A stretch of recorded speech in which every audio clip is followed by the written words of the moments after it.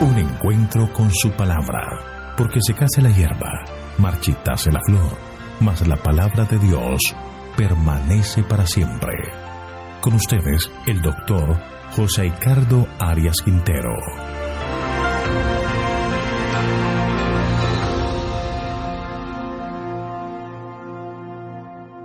Hoy vamos a estudiar Nahum capítulo 2, el terrible y victorioso ejército de Dios contra Nínive. Te invito a orar. Padre nuestro que estás en el cielo, gracias te damos, Señor, por las bendiciones que tú constantemente nos otorgas. Gracias porque nos regalas un día más de vida y en él es nuestro deseo caminar por los senderos en los cuales tú nos preparas para que podamos servir y podamos crecer espiritualmente. Por eso al comenzar queremos solicitar que la presencia de tu Espíritu nos acompañe para que al abrir la Escritura podamos entender el mensaje del profeta Nahum. Guíanos, Señor, concédenos tu Espíritu. Gracias por escucharnos y concedernos tu bendición, pues lo pedimos en el nombre de Jesús. Amén. Amén. Asiria por mucho tiempo fue una nación cruel y enemiga del pueblo de Israel. Sus incursiones en contra del pueblo de Dios fueron terribles y mostraban su despiadado servicio a los dioses. Incluso ellos abrían el vientre de las madres y sacaban los fetos y los estrellaban contra las paredes. De ahí que al recordar la historia de Jonás, entendemos la actitud de este profeta que no quería que esta nación escuchara el mensaje de salvación y que por ello se arrepintieran y el Señor los perdonara, cosa que el profeta Jonás no deseaba. Sin embargo, nunca debemos ubicarnos en el lugar que le corresponde a Dios y tratar de determinar quién merece y quién no merece la salvación. Esa es tarea de Dios. El juicio es divino, no nuestro. El deber que tenemos es proclamar el mensaje de Dios y llamar a la gente al arrepentimiento. El que lo acepta será salvo, el que lo rechaza recibe el juicio divino. Nínive por experiencia experimentó el perdón de Dios y la salvación, pero lamentablemente esta nación rechazó el tiempo de gracia que Dios le dio y siguió su camino de maldad. Ahora, el juicio divino es inminente contra esta nación pagana. Y ese fue el ministerio de Nahum, de denunciar el pecado de Asiria y el juicio de Dios sobre esta nación. El capítulo 2 de Nahum describe la destrucción de Nínive, lo cual hace con una narración vigorosa llena de angustia o conmoción profunda. El mensaje para Nínive es que se prepare para su destrucción que vendrá en poco tiempo. Esta es la sección que va del versículo 1 hasta el 4. El tono irónico del profeta Nahum le dice a Nínive que muestre su poder en lo que al parecer es inevitable. Miremos el versículo 1. Nínive, un destructor avanza contra ti, así que monta guardia en el terraplén, vigila el camino, renueva tus fuerzas, acrecienta tu poder. Otra vez el profeta se dirige al pueblo de Asiria para amonestarle por su inquietante futuro. Este destructor viene, es el que dispersa. Asiria tenía la práctica de dispersar los cautivos entre muchas naciones y ahora recibirá un juicio similar. Cuando las fuerzas atacantes rodearan la ciudad, sus habitantes las verían claramente y comprenderían su peligro. Con un tono levemente irónico, el profeta amonesta a los habitantes de Nínive a que se preparen para el asedio final de la ciudad, aunque todo tipo de preparación será en vano. La destrucción que viene sobre Nínive la arrasará. Pero ese será un tiempo de liberación para el pueblo de Dios. Miremos el versículo 2. Porque el Señor restaura la majestad de Jacob como la majestad de Israel, pues los destructores lo han arrasado, han arruinado sus sarmientos. Podría considerarse que la gloria de Jacob, anteriormente arrebatada por los asirios, ahora ha sido restaurada mediante la destrucción de estos enemigos.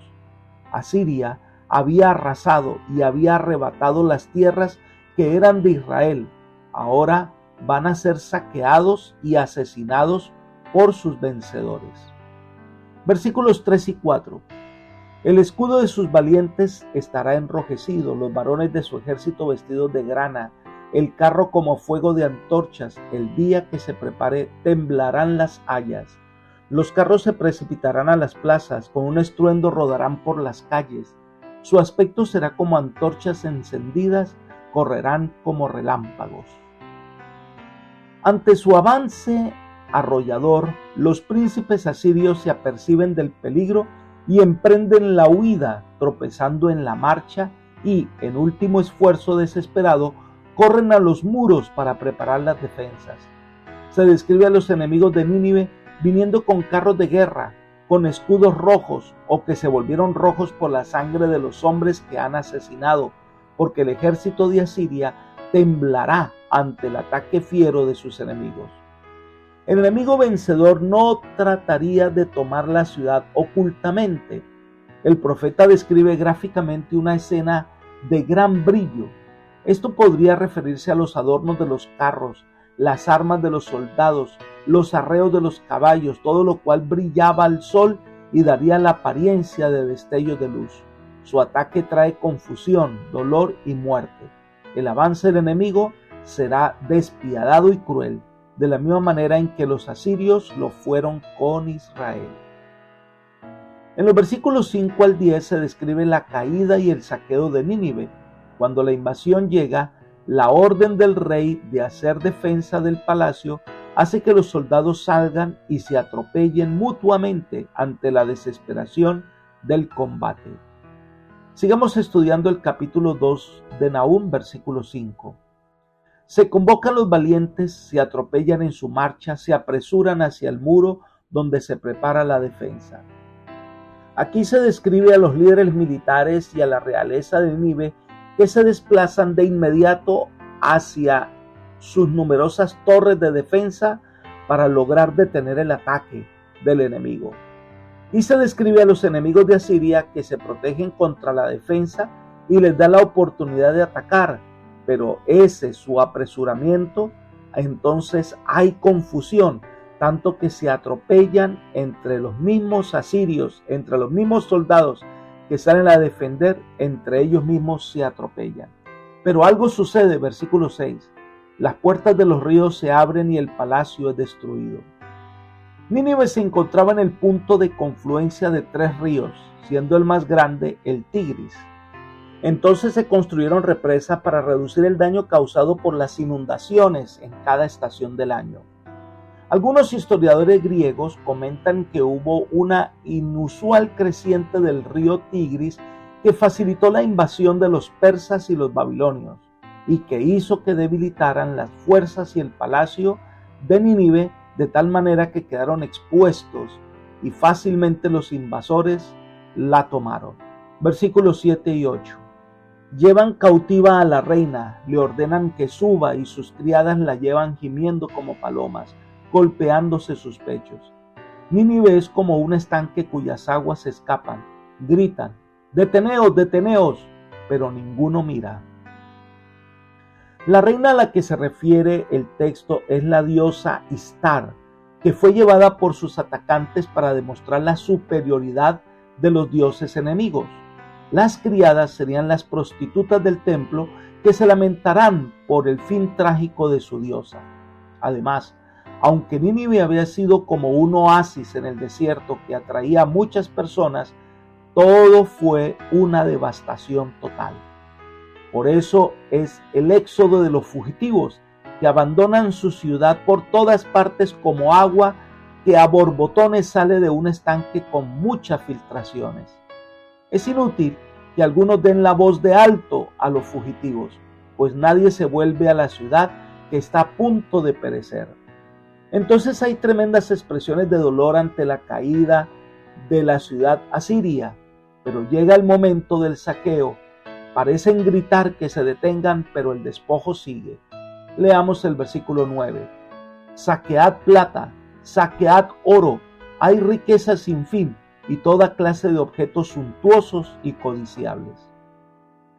Asiria había despojado a las naciones que había invadido. Se dice que cuando tomaron a Nínive, fueron muchos los tesoros que se sacaron de allí. Era una riqueza excepcional en cantidad y en valor. Todo eso de nada le sirvió a Nínive en el día del juicio.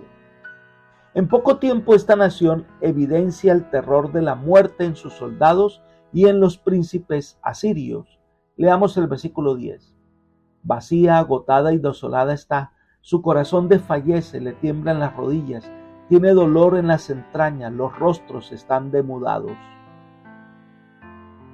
Aquí se usan 3 palabras para describir la situación de Nínive. Está vacía, agotada y desolada. Este es un intento del castellano de tratar de reproducir la vigorosa alteración del hebreo que describe la completa ruina de Nínive. Están llenos de terror y desesperación. Están temblando, sus rodillas se debilitan y los rostros están llenos de terror. Es una nación que ya no tiene remedio. Esto se convierte en un símbolo de lo que sucederá con los impíos cuando Jesús venga a dar la retribución por su rebeldía. Los impíos palidecerán ante el resplandor de la venida de Jesús. Elena de White describe este momento. Ella dice: ante su presencia hanse tornado pálidos todos los rostros. El terror de la desesperación eterna se apodera de los que han rechazado la misericordia de Dios. Se deslíe el corazón y se debaten las rodillas, y palidece el rostro de todos. Los justos gritan temblando: ¿quién podrá estar firme? Termina el canto de los ángeles y sigue un momento de silencio aterrador. Entonces se oye la voz de Dios que dice: bastaos mi gracia. Los rostros de los justos se iluminan y el corazón de todos se llena de gozo, y los ángeles entonan una melodía más elevada y vuelven a cantar al acercarse aún más a la tierra. Esto está en Conflicto Inminente, página 100. La actitud de los impíos cuando se confrontan con el juez del universo, para ellos será un día aterrador, pero para los hijos de Dios será un día de victoria. Nahum usa la figura de un animal para describir el actuar de Nínive, pero también para hablar de su caída a pesar de la arrogancia con que vivía. El juicio de Dios viene sobre ella y quedará destruida. Sigamos estudiando el capítulo 2 de Nahum, los versículos 11 al 13. Miremos los versículos 11 y 12. ¿Qué queda de la cueva de los leones y de la guarida de los cachorros de los leones, donde se recogían el león y la leona y los cachorros de león, y no había quien los espantara? El león arrebataba en abundancia para sus cachorros y despedazaba para sus leonas, llenaba de presa sus cavernas y de robo sus guaridas. La figura del león describe el poder de este pueblo. Se compara a Siria y su capital Nínive con un león hambriento que trae alimento a sus cachorros y alimenta a la leona que ha parido. Este reino despojaba y hacía lo que quería. Elena de White comenta: en el tiempo de su prosperidad temporal, Nínive era un centro de crímenes e impiedad. La inspiración la ha caracterizado como ciudad de sangre, llena de mentira y de rapiña.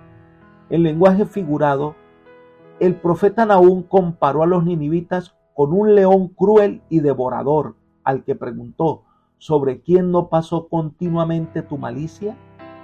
Esto está en Profetas y Reyes, página 198.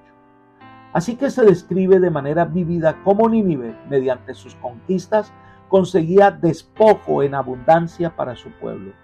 Esta nación orgullosa y fiera será destruida por el Señor.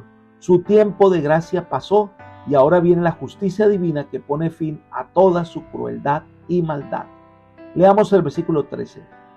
Aquí estoy contra ti, dice Jehová de los ejércitos. Quemaré y reduciré a humo tus carros, y la espada devorará tus leoncillos. Acabaré con el robo en tu tierra. Nunca más se oirá la voz de tus mensajeros. El Señor acabará con su arrogancia y destruirá su poderío. La destrucción de Nínive se produjo después de que ella dejó que transcurriera su tiempo de gracia sin arrepentirse en forma duradera. había cesado la paciencia divina. Elena de White comenta: grande fue la gloria del reino asirio y grande fue su caída. El profeta Ezequiel, llevando más adelante la figura de un noble cedro, predijo claramente la caída de Asiria por causa de su orgullo y de su crueldad. El orgullo de Asiria y su caída habían de servir como lección objetiva hasta el fin del tiempo. Acerca de las naciones de la tierra que hoy se levantan con arrogancia y orgullo contra él, Dios pregunta: ¿a quién te has comparado así en gloria y en grandeza entre los árboles de Edén? Pues derribado será con los árboles de Edén en tierra baja. Libro Profetas y Reyes, página 270. Pero Dios le da a cada nación un tiempo de gracia para que ellas reconozcan la grandeza de Dios y sigan sus indicaciones. Pero cuando estas naciones llegan a su colmo, pues llenan la paciencia de Dios, pues serán objeto del juicio divino. Elena de White así lo explica en el mismo libro, la página 269. Con infalible exactitud el infinito sigue llevando cuenta con las naciones.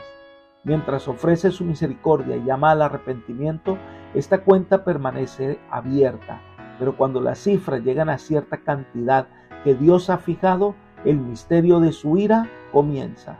La cuenta se cierra, cesa la paciencia divina, la misericordia ya no intercede en favor de aquellas naciones.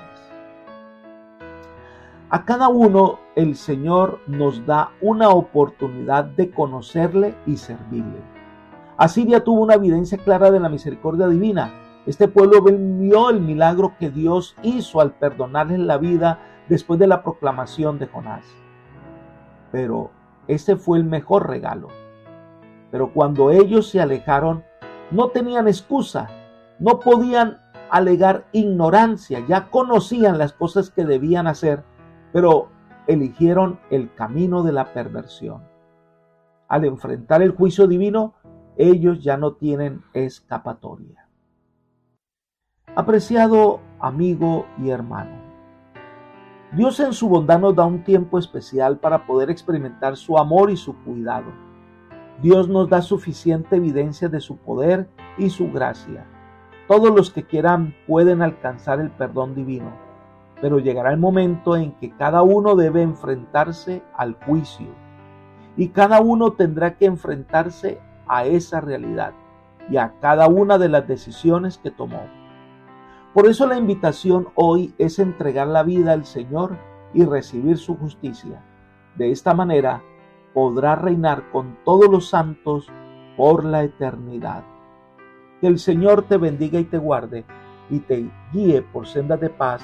Es mi oración por ti. Amén.